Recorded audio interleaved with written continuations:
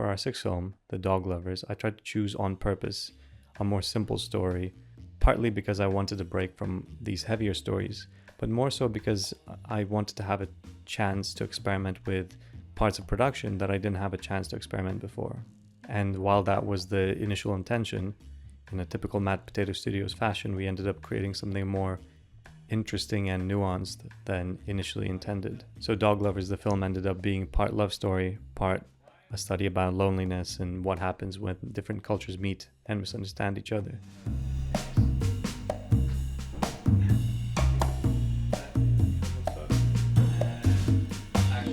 As the title of the movie suggests, in this film we had two dogs, and you can already imagine the kind of problems we had to deal with. At a certain point, animals refuse to follow your directions and they just start whining. So in our production, we had the two dogs that we had, Joey and Freddie. Even though I love them dearly, at a certain point they both became quite problematic. We had a lot of whining, we had a lot of peeing, chewing on cables, ignoring marks, and just a lot of chaos. Another thing that I unfortunately had to learn on this production is that when you as a director are preoccupied with controlling animals, you have a lot less headspace and a lot less time to direct your actual actors. So I would say, while it was an interesting and important experience to have, if I can help it, I'm going to try to avoid working with animals in the future. Saying all of this, something that I did find quite interesting was directing actors with animals. So in a way, I learned to use the animals almost as props for the actors, except that these props had a mind of their own and were able to influence the actors in more ways than an inanimate prop would be able to. So it was interesting, firstly because they very quickly got the actors out of their heads and out of their own way.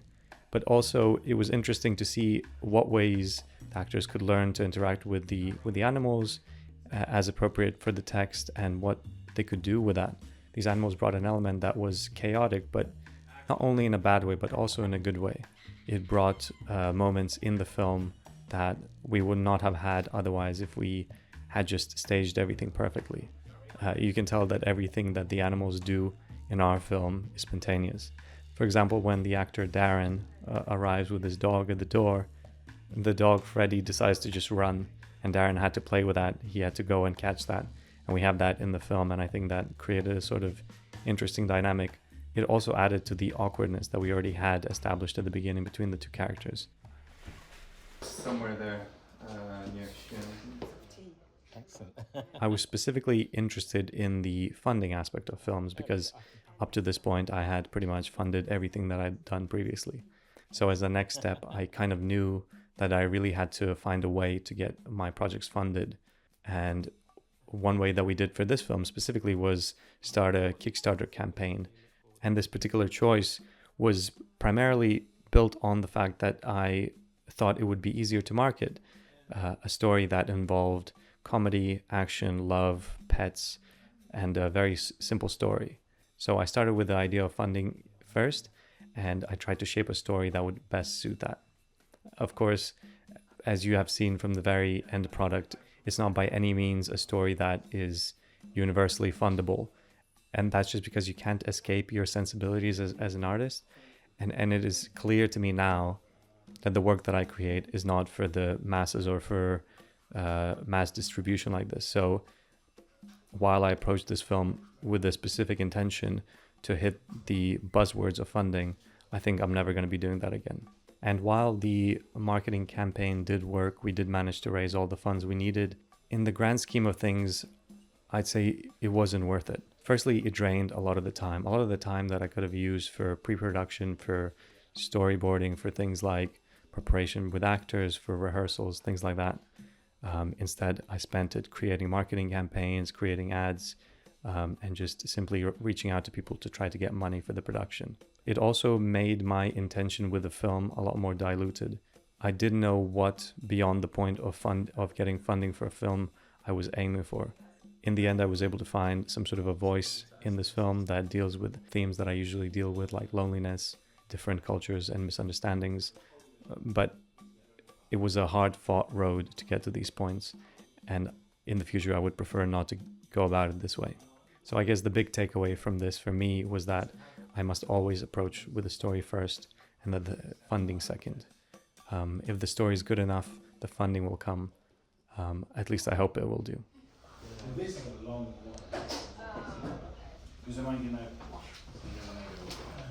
So one of the themes that this film deals with is an exploration of different cultural characters and characteristics as they're explored within the same shared physical space. Specifically, in our story, we have an Englishman with his all too polite sensibilities who meets a German lady who, as you can imagine, has a completely different worldview to this Englishman. Something that I try to explore in this film is the meaning that's lost, not in the words that are said, but in the silences that happen between these two characters. And this is just another form of loneliness that I was interested in, specifically being an immigrant myself. I've always been interested in how different cultures can come to a new place and make themselves feel at home, and how different cultural intricacies of a specific characteristic give them away as imposters in a new place. I love what you did with your hair, Darren. Just noticed it. Another way that I try to explore the search for meaning and character development in this film specifically is through body language and physical appearance and physical characteristics as an exploration of who we are as individuals and as characters. I use this film specifically to study different moods of body language. Here we have the character of Mr. Reed, portrayed as somebody who's quite jittery, active, avoidant of looking at the other person too much, quite apologetic, in stark contrast to Miranda, who's a lot more direct.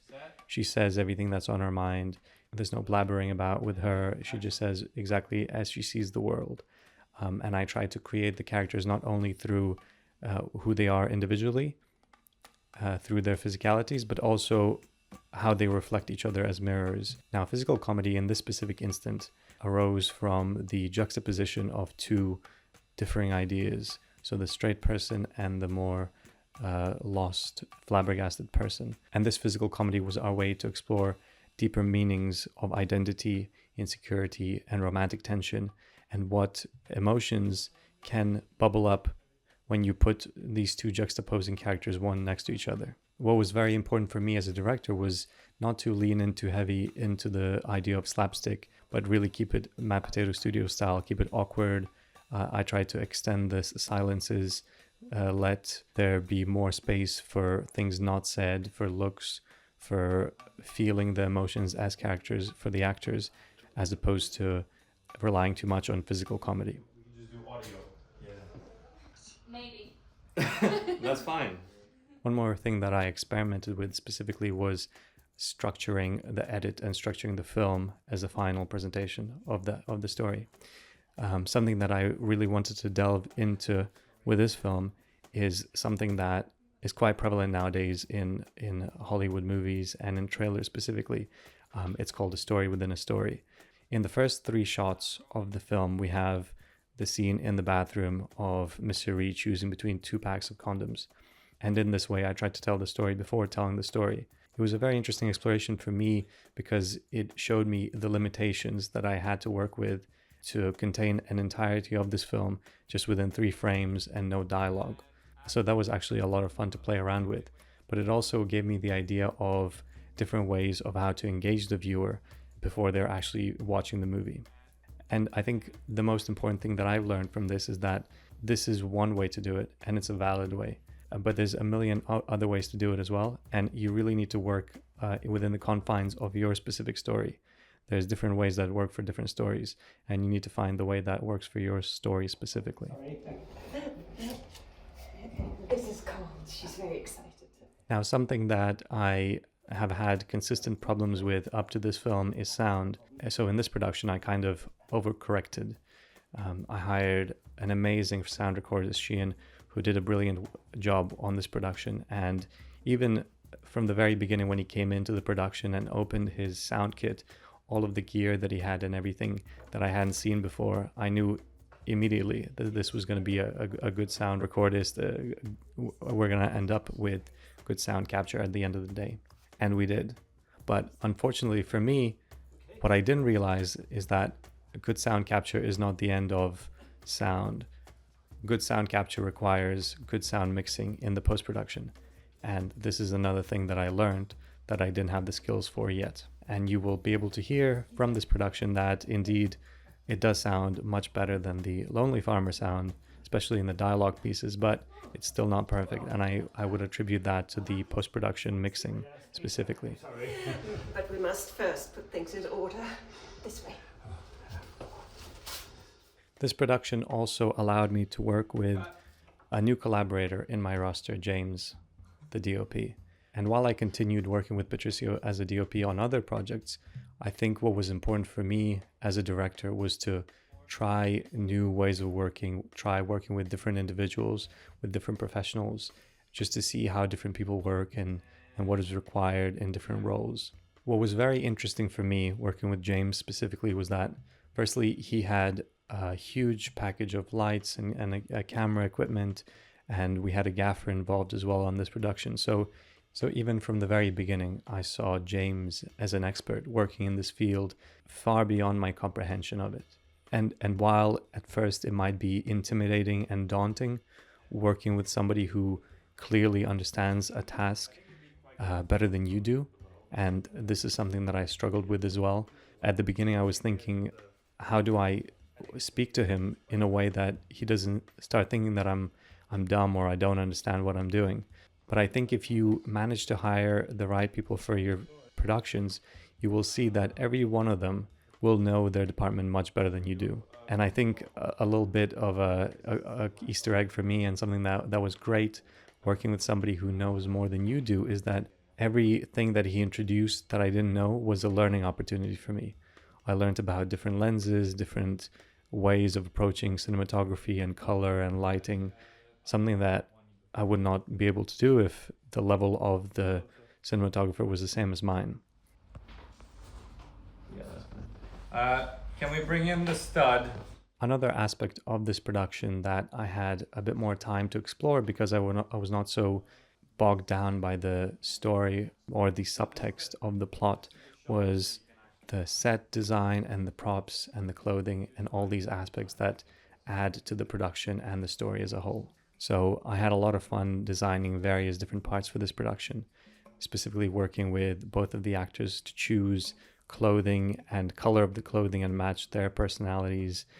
You can see Darren wearing a little bow tie that matches his dog's bow tie, so that's a choice that we both made together, in stark contrast to Miranda, who in this film has OCD and the different props that she deals with, the wipes, the gloves, how she's dressed, also expressing her character in this way as well. Another fantastic prop that I had a chance to work with on this production was breakable glass. So we have a scene in this production where Miranda walks in with 2 cups of a drink and she has to drop it and the glass has to shatter on the floor. So this is a prop that I didn't have a chance to work with previously, but it was very interesting approaching a company that makes this shatter glass and commissioning specific pieces and then getting them in the production, and then knowing that we only had 4 takes to get this perfect from every angle that we wanted to get it from. Finally, one more quite a funny thing that I had the pleasure of working with is designing the boxes of condoms in the first scene, specifically the dog condoms. So I had to go to Photoshop and design a logo of what dog condoms would look like. And of course, choosing the location was another big part of it, specifically choosing the color design of the walls of the location. Of course, we knew that for this production, in terms of the size of the budget, we had no way of changing these. So the main way we had the opportunity to influence the set is by choosing where to film. I had quite a long look at different places where we could film this.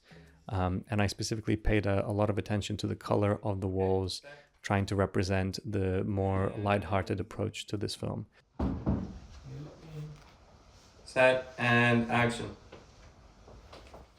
Another great aspect of this production was working specifically with the 2 actors of the production, Darren, who plays Mr. Reed, and Adie, who plays Miranda.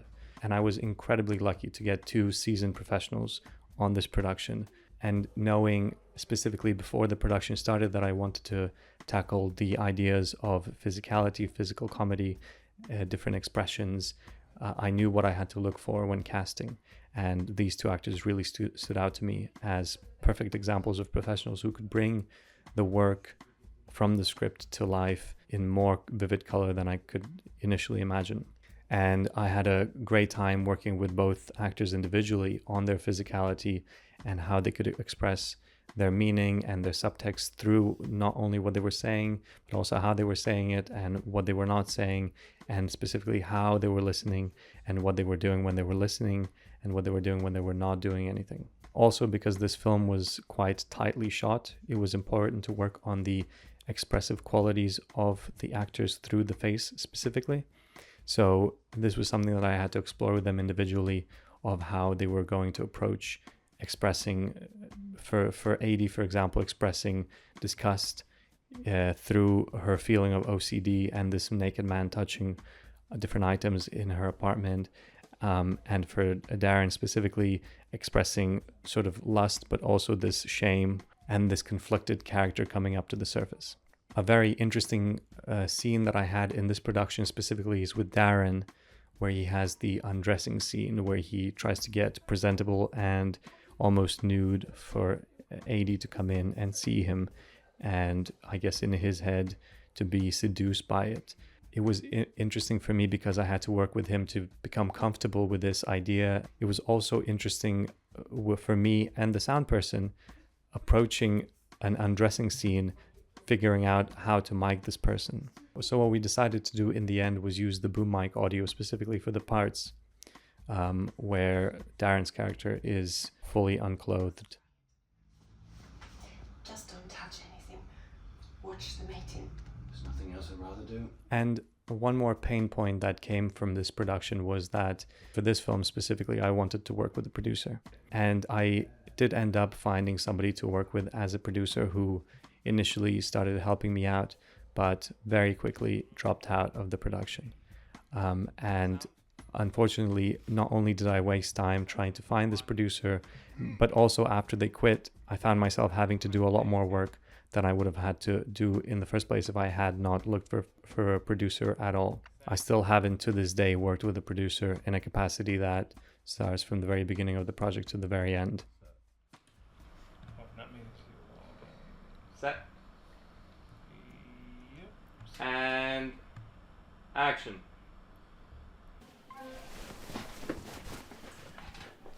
Well, I guess we'll leave now. You have my contact if Colt would like to see Peter again. Looking back at this film, 1 year on from the day it was finished, it's very interesting. I can see moments that are really strong choices and I can truly stand behind even now. And of course, there's moments in this film that kind of aged like fish in a cupboard. These weak moments really stand out to me more and more as I watch the film. And I think that's the case you're going to have with every film. Every film is going to have moments that you're going to look back at fondly and kind of wonder, how did you manage to achieve that with so little knowledge you had at the time? And of course, there's moments that you're going to shrink from every time you watch because you're just so embarrassed. But I guess just having that smorgasbord of the good and the bad really shows the growth of every project that Matt Potato Studios has created ever since. And it's very interesting to see the unexpected ways that this film worked out and the ways that it didn't work out. Oh.